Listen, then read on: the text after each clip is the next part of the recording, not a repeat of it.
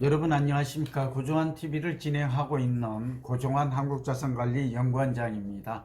오늘은 최근에 핫 이슈가 되고 있는 김포시 서울시 편입 문제에 대해서 알아보겠습니다. 정확하게는 김포시가 서울시에 편입이 되면 김포시의 부동산 시장에 어떠한 영향력, 파급력이 예상되나, 이런 주제가 되겠습니다. 우선 이 김포시가 서울시에 편입되는 게 도시계획, 도시개발 측면에서 바람직한가에 대한 걸 먼저 알아보고, 그 다음에 이제 김포시의 부동산 시장에 긍정적, 부정적 영향이 좀 예상이 되는데, 이러한 영향력을 좀 따져보고, 마지막으로 우리는 늘 과학적 분석을 하잖아요. 그러니까 현상을 짚어보고, 그 다음에 이제 미래를 예측하고 추리하죠. 그 다음에 우리는 어떻게 해야 하나, 실수요자 입장에서 해법을, 최적화된 해법을 찾아보던 순서로 그렇게 진행하겠습니다. 우리 방송 보는 분들은 그런 점들이 여러분에게 굉장히 도움이 된다, 그게 바로 과학적 분석이다, 이제 이런 것을 이미 알고 계실 것입니다. 우선 김포시의 편입 문제가 나오게 된 배경인데요. 뭐 사실 중요하죠. 그러나 우리 방송은 이제 거기에 이 정치 방송이 아니잖아요. 그래서 이거는 뭐 다 아시는 바와 같이 내년 총선을 앞두고 정부 여당, 특히 여당이 승부수를 던진 것으로 보입니다. 근데 이 승부수가 과연 통할 것인가, 이 정책이 성공할 것인가, 그건 불확실하죠. 그러니까 제가 이걸 깊이 있게 언급하고 하는 것은 올바르지 않을 것 같습니다. 세종시의 상황을 보면, 과거에 지금의 야당이 세종시를 행정수도의 완성이란 이름으로 당시에 지방선거를 앞두고 2년 전이죠, 발표를 했다가 이때 세종시의 집값이 급등했던 사례, 거의 뭐 2배 이상 올랐죠. 그 다음에 그 이후에 거의 반토막이 났지 않습니까? 그래서 이런 점들도 우리가 좀 주의할 필요가 있다. 그러니까 정책의 확실한가, 될 것인가, 그건 저도 잘 모릅니다. 모를 때는 우리는 흔히 반반이라고 말할 수밖에 없죠. 저도 지금 그런 상황이고요. 아시다시피 여기에 뭐 서울 시민과 김포 시민의 의견도 중요하고, 또 여러 행정 절차가 뭐 의회라든지 또 여러 가지 절차가 있는 것이니까, 그걸 지금 가능하다 안 하다 언급하는 것은 올바르죠. 두 번째는, 그러나 이제 도시계획적 측면에서 이 두 도시가 합해졌을 때 어떤 효과가 예상이 되나 하는 것은 그건 말할 수 있을 것 같습니다. 저도 아는 그 학자들하고 몇몇 분하고 저도 대화를 해보니까, 또 구청장 몇 분하고도 대화를 했습니다. 해보니까 좀 솔직히 서울시 쪽에서는 강남과 강북, 그러니까 여당이냐 야당이냐에 따라서 의견이 달리는 것 같습니다. 우선 그 찬성하는 편에서는 김포시가 서울시에 편입이 될 경우 양도시 입장에서 보면, 우선 서울시 입장에서는 면적이 넓어지죠. 그러니까 말하자면 이제 런던이나 뉴욕이나 북경 뭐 이런 사례를 많이 가까이에서 볼 수 있고, 글로벌 메가시티죠. 우리나라가 이제 글로벌 메가시티 탑10 안에 든다는 말씀은 그 전에 드렸잖아요. 한 9위 정도, 9위, 10위 정도 될 것이다, 이렇게 보고 있는 것이죠. 그런데 도쿄를 예를 들면, 도쿄도 보면 도쿄도라고 해서 행정구역을 개편하면서 인구가 1300만이거든요. 중국 상하이 같은 경우 이제 2500만 명이에요. 그런데 이게 이제 메가시티화 되어서 사실은 넓어요. 그러다 보니까 면적도 넓고 인구도 넓고, 그러니까 서울의 경쟁 도시의 그 현황을 보면 적어도 인구가 1000만 명을 넘어가고 있고, 면적도 우리나라 2배 이상이거든요. 그리고 서울은 지금 아시다시피 주택을 공급하려고 해도 재건축 재개발 외에 뾰족한 방법이 없다. 그러니까 면적이 너무 협소해서 땅이 남아있지를 않아요, 가용 토지가.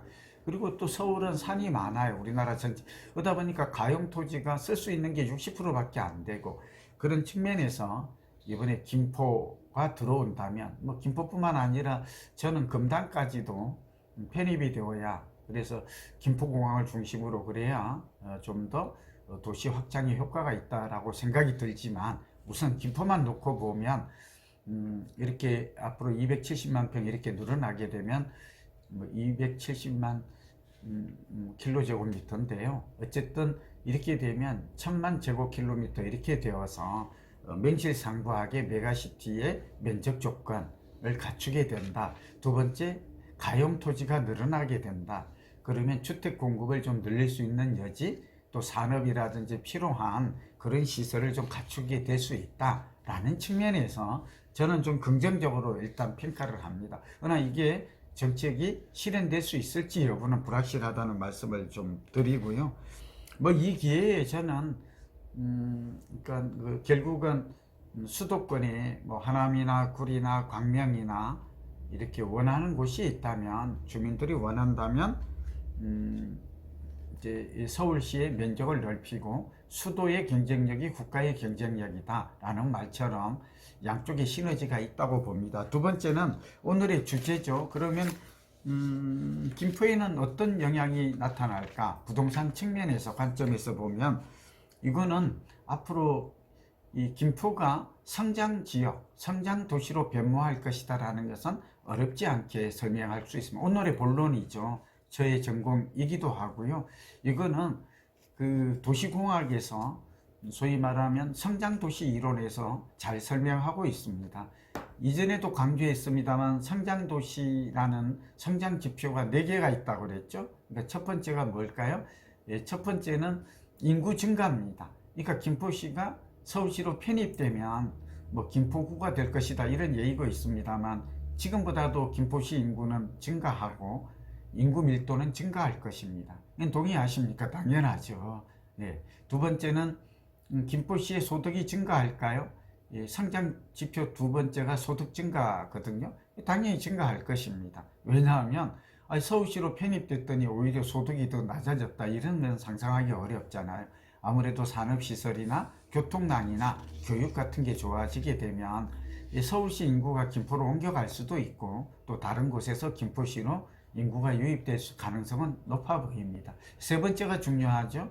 인프라스트럭처라고 그래서 기반시설이죠. 기반시설은 또 4가지로 구분한다. 제가 살집 팔집 책에서도 자세히 썼고, 성장도시가 되는 기본 조건이죠. 그 첫 번째가 교통망 확충입니다. 5호선, 9호선 얘기가 나옵니다만 서울시로 편입되었을 때 그 가능성은 더 커지는 것은 당연하죠.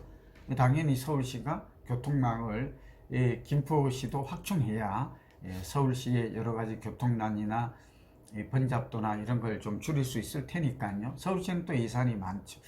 두 번째는 교육의 개선입니다. 김포구가 되면 아무래도 그 서울의 높은 교육, 경기도와 서울시의 교육 수준이 다르다 하는 것은 다 알지 않습니까? 그렇게 될 것입니다. 김포만 빼놓고 하겠습니까? 서울의 그 높은 수준의 그 교육 체계가 들어갈 것입니다. 세 번째는 산업시설이죠. 산업은 일자리와 관련이 있다고 그랬죠. 그러니까 지금 서울은 땅이 없어요.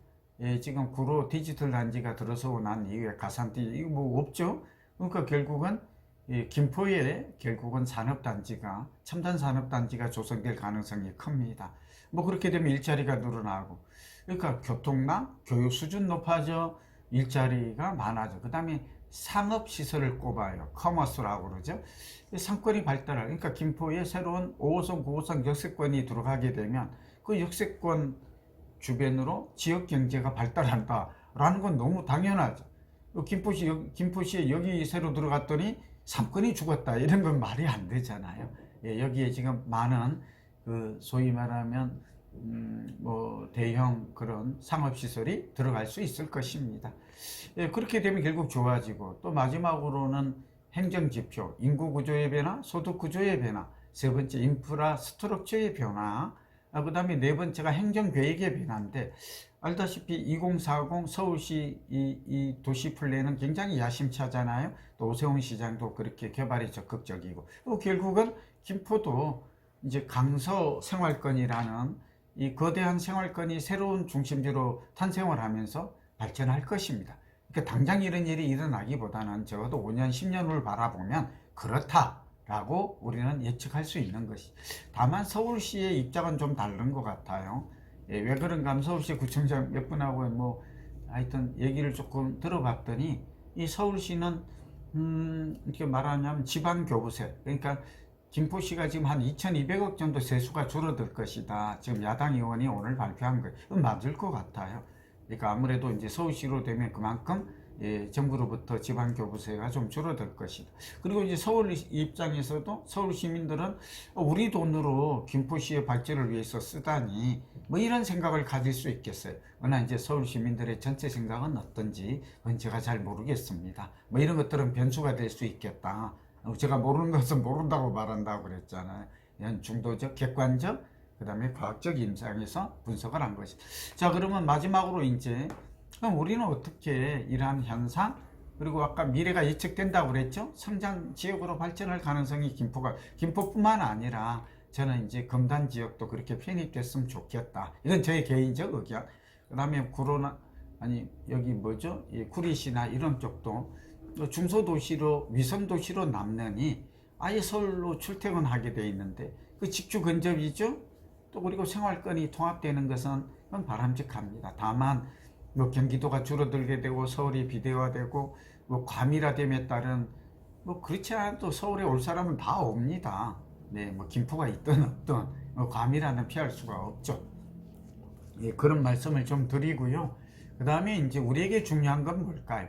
그러면 김포의 집값과 전셋값, 땅값은 어떻게 될 것인가? 당연히 성장 지역의 특징이 땅값이 오른다는 것이고, 그러니까 인구 밀도나 산업 밀도나 건물 밀도나 자원 밀도 이런 얘기를 썼었죠. 다른 사람들은 이런 얘기를 모르거나 안 쓰지만 사실 미국 교과서에서는 밀도라는 얘기를 많이 쓴다고 그랬죠. 그렇게 되면 당연히 땅값은 올라갑니다. 땅값이 올라가면 어떻게 될까요? 그 다음에는 당연히 집값은 오릅니다. 원가가 오르니까, 부동산은 토지와 건물이니까. 그렇게 되면 지금 집값은 상승 영향을 받을 가능성이 많죠.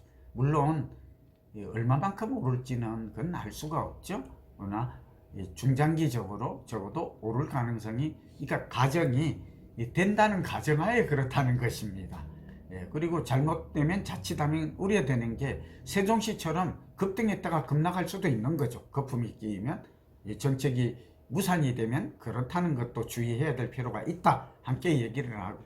자, 그러면 서울에서 전세 살면서 실소유자의 관점이죠. 저는 늘 실소유자의 관점에서 얘기하잖아요.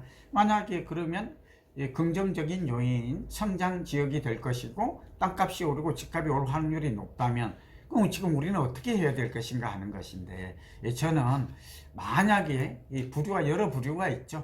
내가 지금 그렇지 않아도 이거 아니어도 김포시의 서울시 편입 문제가 불거지기 전이라도 나는 김포시로 생활권이 만약 여의도나 강서 마곡이나 이제 그런 지역이 그런 분이라면 이제 사야 될까 이렇게 망설였다면 저는 좀 빠르게 사는 것도 필요해 보인다 지금. 왜냐하면 예상하지 못했던 새로운 대형 호재가 발생했기 때문에 이거 아니어도 살까 말까 했다면, 그리고 김포시의 집값이 이제 6억 원 되잖아요. 서울시 평균 아파트 한 채가 12억이잖아요. 그러니까 전세, 그 다음에 두 번째, 장기적으로 김포에 이전할 계획이 있었던 분, 내가 지금 갭 투자로 우선 김포에 집을 좀 마련해 놓고 장차 실거주를 할 목적인 분들은 서두를 필요가 있겠다. 이건 투기를 조장하는 거 절대 아닙니다. 그래서 시기를 좀 놓치지 말았으면 좋겠어요. 제가 우리 지호선 본부장한테도 좀 부탁을 할 테니까 이걸 빨리 올릴 필요가 있어요. 우리 거는 많이 보이지는 않지만 보는 사람이 그런 행동이, 제가 예전에 기억하시나요? 용인시 그 반도체 클러스터가 용인이 될 때 제가 남사나 이런 쪽에 아파트 가격 상승 가능성이 지금 이렇게 비슷하게 얘기했어요. 근데 그 이후에 보니까 정말 예상했던 것보다 너무 많이 오르더라고요. 물론 그거는 확정된 정책이고 이건 불확실한 정책의 차이가 있다는 점은 미리 분명하게 말씀드립니다. 그런 분들은 실수요자라면 사도 되겠다. 그런데 주의할 거는 오른 뒤에 사면 안 돼요. 이 자칫하면 추격 매수가 되고, 추격 매수는 늘 낭패를 겪기 마련이죠. 그러니까 오르기 전이라면 사실은. 그럼 이제 산다면 어디를 살 것인가 또 질문이 많이 들어와요, 저한테. 그러니까 서울 강서구와 인접한 고촌이 좋습니까? 아니면 풍무나 운양이나 그러니까 한강 신도시라고 그러죠. 새로운 신도시의 중심이 좋습니까? 저는 양쪽 다 괜찮다고 봐요. 그러나 지금 사람들은 우리가 부동산의 확산의 법칙을 지역 확산의 법칙이라고 있죠. 가까운 지역부터 물리죠. 시간적 거리가 가까움부터 효과가 나타나잖아요. 그런 걸 본다면 아무래도 고촌이 좀 더 좀 빠르게 변화가 올 가능성이 그러니까 서울과의 그 거리를 보면 그렇게 볼 수 있고요. 또 길게 보면 이제 강화도의 토지도 좀 변화될 조짐을 보일 것입니다. 이렇게 확정이 되면 뭐 그런 점에서 우리는 실소유자 관점에서 김포 신도시 어떻게 바라봐야 할까, 어떤 영향력이 올까. 뭐 어제 그제도 이제 연합뉴스 TV에서도 인터뷰를 한 게 제가 나왔고, 또 아마 뭐 이 방송 오늘이나 내일 중에도 또 YTN도 이런 얘기가 나올 텐데, 하나의 기대도 있고 우려도 있다. 그러나 이제 아까 과학적 분석으로서는 김포를 편입이 된다면 지금보다는 긍정적인, 지금도 김포가 성장 지역이지만 그렇게 보여야 될 필요가 있고, 내 집 마련할, 지금 부동산 경기가 안 좋죠. 그럼에도 불구하고 특정 지역에 호재가 발생할 때 이걸 호재로 봐야 될지, 확실한 호재는 아니라 그랬죠. 그러나 앞으로 이게 내년 선거 때까지 계속 이슈화 될 것 같아요.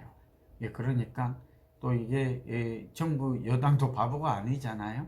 그렇게 되면 이와 구체된 얘기들이 좀 더 나올 가능성이 있고, 뭐 그런 측면에서 실수요자라면 어차피 김포로 이사갈 계획을 잡고 있었다면, 그런 분들이라면 늦지 않게 빠르게 행동하는 것도, 오르기 전에 매입하는 것도 좀 효과적 경제적 방법이다라는 말씀을 드리면서, 저도 좀 투기가 우려될까 싶어 조심했습니다만 저한테 문의가 너무 많이 오고 있고, 저희 제자들도 그렇고 실수요자들이 좀, 또 우리 방송 보는 분들은 투기꾼 아니잖아요. 이런 분들에게 도움이 될까 해서 지금 이 주제를 가지고 다뤄봤습니다. 여러분 참고하시고요, 좋은 결과가 있기를 바랍니다. 경청해 주셔서 감사합니다.